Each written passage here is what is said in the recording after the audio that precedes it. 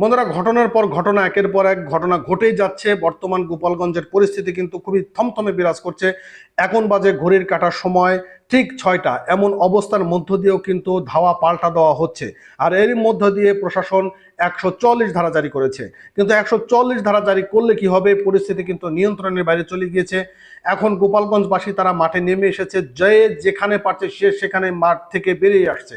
এখন তারা সরাসরি মাঠে অবস্থান করছে। পুলিশ প্রশাসন কিন্তু কোনো কিছু করতে পারছে না। আপনারা জানেন যে কয়েক প্লাটুন আর্মি কিন্তু সেখানে চলে গিয়েছে, কিন্তু সেখানে গেলে কি হবে? নিয়ন্ত্রণ কিন্তু এখন নেই তাদের হাতে। পরিস্থিতি কিন্তু খুবই শঙ্কনীয় অবস্থার মধ্যে রয়েছে। আপনাদের সে 5ই আগস্টের কথা মনে রয়েছে কিনা, যখন 5ই আগস্ট শেখ হাসিনার যে গণভবন রয়েছে সে গণভবনের দিকে যখন ছাত্র জনতা চলে আসছিল, তখন বলা হচ্ছিল এদেরকে প্রতিহত করার জন্য, কিন্তু পুলিশ প্রশাসন থেকে বারবার মেসেজ দিচ্ছিল যে স্যার এটা সম্ভব নয়, কারণ একজনকে মারলে আর একজন বুক পেতে দেয়। পরিস্থিতি কিন্তু ঠিক গোপালগঞ্জে এরকমই অবস্থা রয়েছে। কারণ আপনারা সবাই জানেন যে গোপালগঞ্জ হচ্ছে আওয়ামী লীগের ঘাঁটি। সেখানে কোনো ধরনেরও এই অবস্থার পরিবেশ নিয়ন্ত্রণ করা সম্ভব হবে না।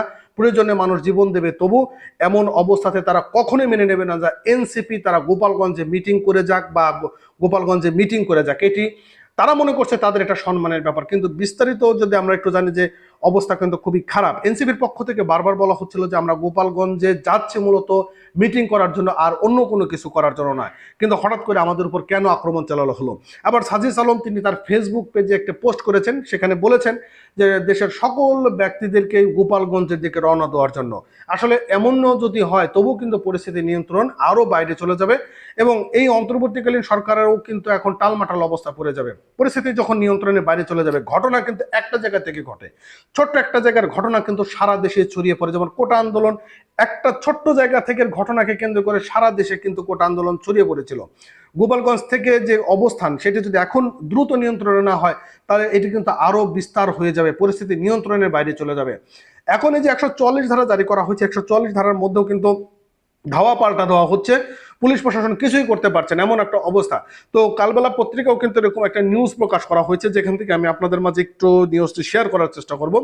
বন্ধুরা, বলেছে যে গোপালগঞ্জে সমাবেশ শেষে জাতীয় নাগরিক পার্টি এনসিপি পদযাত্রা হামলার ঘটনা রণক্ষেত্রে পরিণত হয়েছে, এবং আওয়ামী লীগ, যুবলীগ ও নিষিদ্ধ সংগঠনের ছাত্রলীগের হামলায় অবরুদ্ধ হয়ে পড়েছে এনসিপির কেন্দ্রীয় নেতারা। এই সময় এই ঘটনায় 144 ধারা জারি করেছে প্রশাসন, এবং বুধবার বিকাল 3টার দিকে এমন হামলা ঘটনা ঘটেছে। জানা গিয়েছে যে গোপালগঞ্জের জাতীয় নাগরিক পার্টির সমাবেশ শেষ হওয়ার সঙ্গে সঙ্গে একদল সশস্ত্র ব্যক্তি নেতাকর্মীদের ঘিরে হামলা চালানোর চেষ্টা করেছেন, এবং চারিদিক থেকে এনসিপি নেতাকর্মী এবং পুলিশের গাড়ি আটকে দেয়। এই সময় পুলিশ এবং সেনাবাহিনী সদস্যরা সাউন্ড গ্রেনেড ও ফাঁকা গুলি ছুড়ে পরিস্থিতি নিয়ন্ত্রণ করার চেষ্টা করে, কিন্তু এনসিপি নেতা কর্মীরা অন্যদিক থেকে গাড়ি ঘুরে ঘটনাস্থল ত্যাগ করে। পরিস্থিতি খুবই নিয়ন্ত্রণের বাইরে চলে গিয়েছে। আরো পরিস্থিতি হচ্ছে, মুখ্য সমন্বয়ক নাসিরউদ্দিন পাটোয়ারি সাংবাদিকদের বলেন যে আমরা যখন রওনা দিয়েছি তখন গ্রাম থেকে যত আওয়ামী লীগ, যুবলীগ এবং সারা দেশ থেকে আওয়ামী লীগের লোকজন এসে আমাদের উপর হামলা করেছে।